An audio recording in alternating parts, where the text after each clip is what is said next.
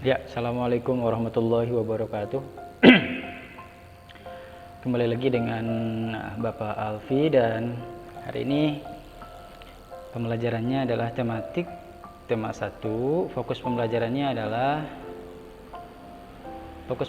bahasa Indonesia. Yuk, let's go. Ya. Fokus pembelajarannya bahasa Indonesia. Jadi anak-anakku, hari ini kita akan belajar bahasa Indonesia tentang apa ya? Nah, let's go.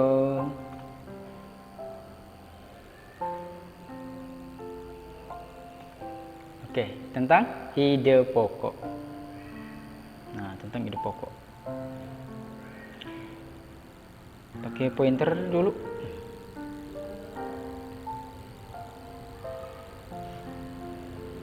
Bentar ya. Pointer warnanya putih, ada nggak sih?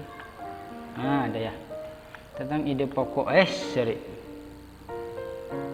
Tentang ide pokok.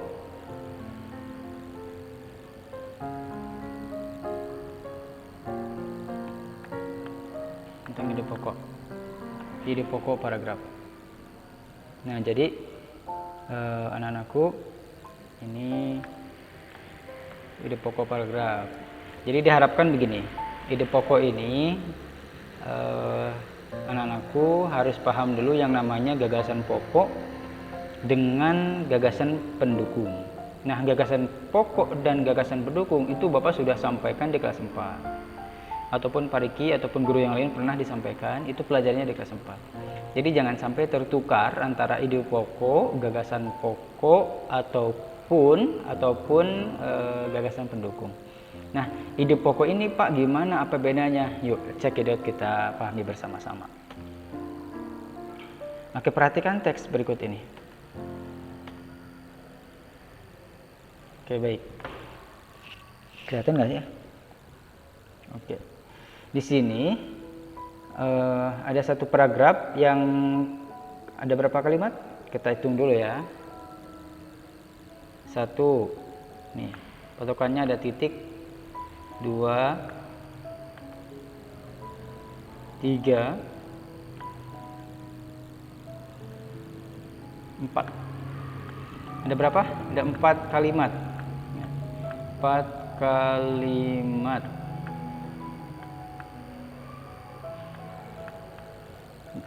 Jadi, dulu Bapak sudah sampaikan minimal dalam satu paragraf itu harus ada berapa kalimat?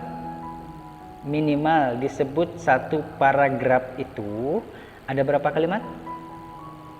Harus memuat 2 kalimat. Yang satu gagasan pokok atau GP, yang 2 gagasan pendukung ya. Nah, ini harus ada minimal disebut itu. Ini pelajaran kelas 4, kita sama-sama pelajari ya. Bapak pengen ganti dulu deh, jangan pakai ini. Bapak pengen ganti dengan warnanya warna putih. Oke. Ya. Jadi disebut satu paragraf itu minimal ada 2 kalimat. Yang pertama ada gagasan pokoknya. Ini. Oh, nggak ada. Ganti berarti ya, nggak bisa. Ada gagasan pokoknya dan ada gagasan pendukungnya. Nah, ini ada 4 kalimat. Kalimat pertama, mengatur pola minum air itu ternyata sangat penting. Jangan sampai kita kekurangan cairan. Kenapa? Jika kekurangan cairan, kita bisa terkena dehidrasi. Nah, saat dehidrasi, konsentrasi kita berkurang dan badan kita juga akan terasa lemah. Baik. Di sini Bapak mau nanya, jawab nanti di kolom komentar di classroom ya. Mana yang disebut dengan gagasan pokok? Baik, sebelum ke ide pokok, Bapak pengen jelasin lagi yang namanya gagasan pokok. Beda antara gagasan pokok dengan ide pokok.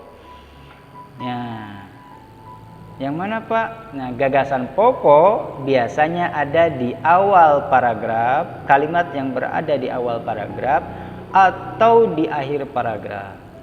Gagasan pokok ini kalimat utamanya gitu. Kalimat utama nih yang ini ya. Mengatur pola minum air itu ternyata sangat penting. Nah, nanti dijelaskan oleh GPD. GPD itu adalah gagasan penjelas atau gagasan pendukung. Ya, jadi GP ini, gagasan pokok ini biasanya ada di kalimat pertama. Nah, kalimat kedua, kalimat ketiga, kalimat keempat adalah gagasan pendukung. Nah, kita pahami sama-sama, mengatur pola minum air itu ternyata sangat penting. Mengatur pola minum. Nah, gimana ngatur pola minum itu? Nah, maka akan dijelaskan di kalimat kedua, akan dijelaskan di kalimat ketiga, akan dijelaskan di kalimat keempat, gitu. Ini adalah gagasan pendukung. Kalimat kedua, kalimat ketiga, kalimat keempat adalah gagasan pendukung. Nah, gagasan pokoknya biasanya ada di awal paragraf ini, gitu. Paham ya? Jadi tugas dari gagasan pendukung ini adalah menjelaskan isi dari gagasan pokok. Nah, gitu. Oke, pahami. Papa perlahan-lahan nih Bapak sampaikan perlahan-lahan. Jadi kita belum ke ide pokok, tenang. Harus pahami dulu. Kalau kalian belum paham atau lupa lagi tentang kalimat utama ataupun gagasan pokok, Bapak sampaikan hari ini. Paham ya? Baik. Pak, ide pokok itu di mana? Nah, kalian harus paham dulu GP ataupun gagasan pokok dan gagasan pendukung.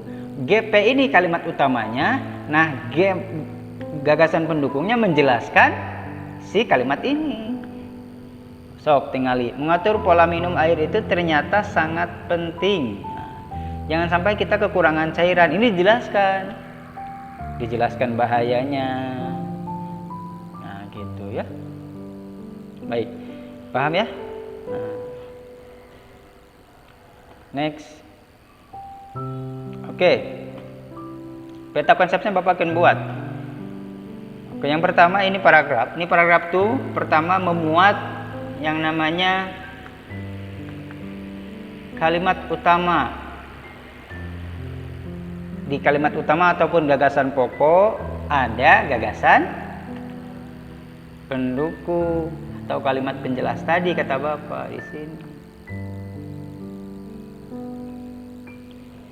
Jadi pasti dalam setiap paragraf itu ada ini dan ada ini. Ya, paham ya? Nah, nanti yang ini, yang ide pokok ini bisa diambil dari sini, bisa juga dilihat dari sini. Next. Ya, ide pokok itu.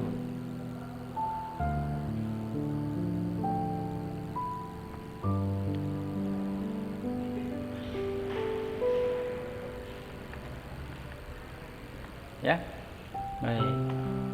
Nah, ini memuat ya. Jadi paragraf itu dalam setiap paragraf pasti ada dua, gagasan pokok dan gagasan pendukung. Nah, nanti ide pokok akan kita ambil dari gagasan pokok ataupun dari gagasan pendukung. Jadi inti dari suatu paragraf itu disebut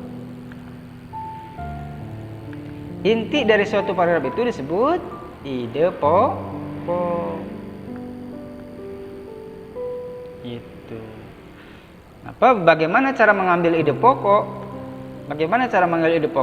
Kita cek kembali ke awal. Oke, paham ya? Nah, untuk mengambil ide pokok bisa ngambil dari gagasan pokok. Mengatur pola minum air itu ternyata sangat penting. Oh, ide pokoknya apa? Berarti pola minum air atau pentingnya pola minum air. Itu ide pokoknya. Paham ya? Itu yang pertama. Cara memilih ide pokok yang pertama adalah cari gagasan pokoknya. Kemudian lihat, pahami baik-baik gagasan pokoknya. Kita baca, mengatur pola minum air itu ternyata sangat penting. Oh, berarti apa ini? Pentingnya mengatur pola minum. Nah, itu ide pokoknya.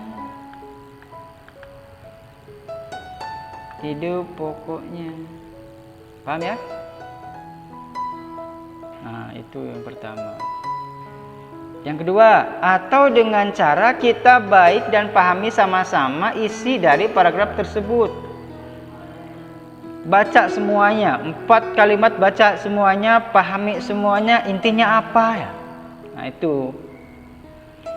Mengatur pola minum air itu ternyata sangat penting. Jangan sampai kita kekurangan cairan. Kenapa? Jika kekurangan cairan, kita bisa terkena dehidrasi. Nah, saat dehidrasi, konsentrasi kita berkurang dan badan kita juga akan terasa lemas. Oh, berarti intinya apa ya ini? Tentang apa nih? Tentang pentingnya pola minum ataupun akibat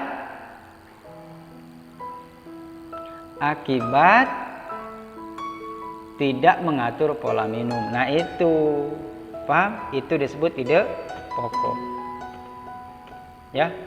Baik, sekali lagi, paragraf itu ada 2, ada gagasan pokok. Oke, ada gagasan pendukung. Gagasan pokok biasanya ada di awal paragraf, ingat. Kalimat pertama paragraf biasanya, atau ada di akhir paragraf. Pahami baik-baik. Kemudian ada gagasan pendukung ataupun gagasan penjelas.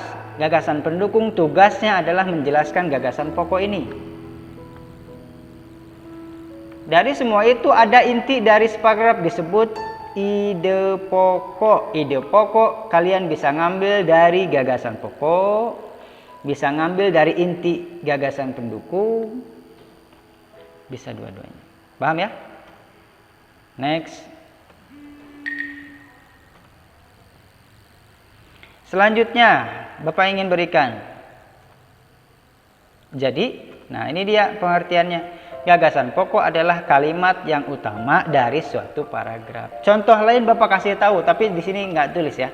Contoh, kalimat pertama, pahami baik-baik, dengarkan baik-baik. Kalimat utama. Kalimat pertama, SD Islam Bakti Asih adalah SD swasta di Kabupaten Bandung. Kalimat pertama. Kalimat kedua, SD tersebut telah meluluskan 8 angkatan. Kalimat ketiga, di sana terdapat banyak sekali ekskul yang sangat luar biasa. Terakhir, di SD Islam Bakti Asih banyak guru-guru yang ramah dan menyenangkan. Ada berapa kalimat? 4. Sekali lagi nih. Sekali lagi. SD Islam Bakti Asih merupakan sekolah swasta di Kabupaten Bandung. Kalimat kedua, SD Bakti Asih meluluskan 8 angkatan. Di sana terdapat beberapa ekskul yang sangat luar biasa. Kalimat keempat, di SD Islam Bakti Asih mempunyai guru-guru yang menyenangkan. Nah, tinggali lihat ini. Ya. Yang satu kalimat utamanya tentang SD Islam Bakti Asih. Kalimat kedua, kalimat ketiga, kalimat keempat menjelaskan isi dari SD Islam Bakti Asih. Paham sekarang? Paham ya? Itu disebut gagasan pokok.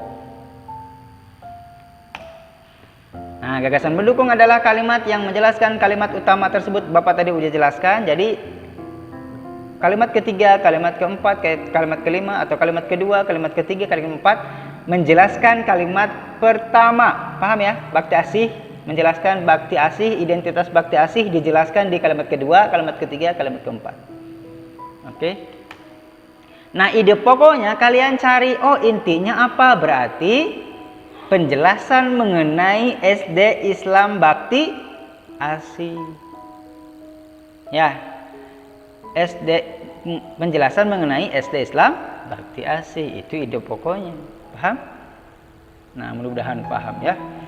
Oke, Bapak akan uji sekarang. Silakan ini paragraf kedua. Silakan dibaca baik-baik. Ada cara untuk mengetahui keadaan cairan di tubuh kita. Caranya dengan melihat warna urin kita. Jika urinnya berwarna kuning, pekat, itu tandanya kekurangan cairan. Namun jika warna urinnya kita putih, itu tandanya cairan dalam tubuh kita sudah cukup. Kita cek. Ada berapa kalimat? Nanti di kolom komentar di Classroom silakan ya. Tuliskan di forum. Ada berapa kalimat? 1, 2, 3, 4. Ada 4 kalimat. Ya. Pertanyaan kedua, di mana gagasan pokoknya? Kata Bapak tadi, kalau tidak di awal paragraf, pasti di akhir paragraf. Di mana gagasan pokoknya? Gagasan pokoknya ada di awal paragraf. Lihat. Ada cara untuk mengetahui keadaan cairan di tubuh kita. Nah, dijelaskan di kalimat kedua, caranya dengan melihat warna urin kita. Jika urinnya berwarna kuning pekat, itu tandanya. Nah, ini adalah gagasan pendukung. Kalimat kedua, kalimat ketiga, kalimat keempat ini adalah gagasan pendukung. Nah, pertanyaannya, di mana ide pokoknya? Ide pokok kalian bisa lihat dari GP-nya ataupun gagasan gagasan pokoknya. Maka ide pokoknya adalah cara mengetahui keadaan cairan di tubuh kita. Itu ide pokoknya. Bapak tulis ya. Nih, kita hapus dulu yang ini. Maka ide pokok itu bisa kalian ambil dari gagasan pokok kalau sudah menemukan gagasan pokok. Kan ini gagasan pokoknya.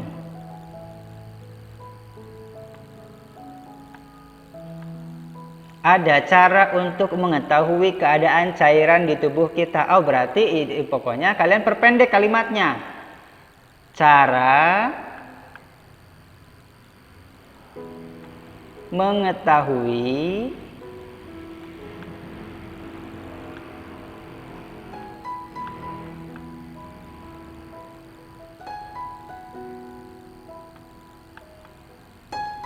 cairan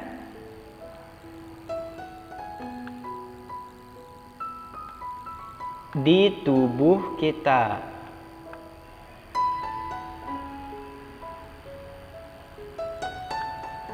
Nah, ini adalah ide